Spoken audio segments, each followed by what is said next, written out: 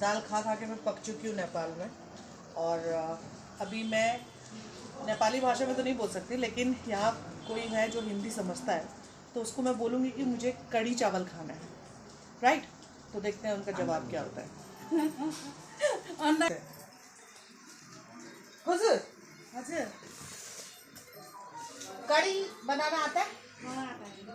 कड़ी मतलब बना देंगे कल, पकोड़े वाली। अंडा कड़ी होता है ना, वही बना देंगे। अंडा करी नहीं, कैसा होता है? दही दही वाला कड़ी। दही कड़ी। हाँ, कैसे बनाते हैं? सब्जी, हाँ सब्जी बनाते हैं ना। कैसा सब्जी बनाते हैं? दही दही होता है, दही दही को घोलते हैं, उस पर बेसन डालते हैं, फिर घोलते हैं। हाँ, पकौड़ी बनाते हैं, प्याज का पकौड़ी, आलू का पकौड़ी।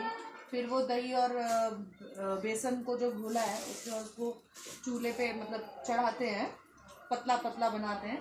उसके बाद उसमें नमक मिर्च हल्दी डाल के उसमें फिर पकोड़े डालते हैं, वैसा कड़ी। ऐसा पता नहीं। सो फाइनली इन लोगों को नहीं पता कड़ी चावल क्या होता है। तो आप रोज काला वाला दाल खाइए, चावल अंडा खाइए। कड़ी खाइए। अंडा करी नहीं खाना है हमको कड़ी खाना था, जो इन लोगों को नहीं पता। देवी, थैंक यू सो मच, बहुत बहुत शुक्रिया। तो आप समझ सकते हैं कि यहाँ के लोगों को नहीं पता कि कपड़ा जो बैग में कड़ी क्या होता है।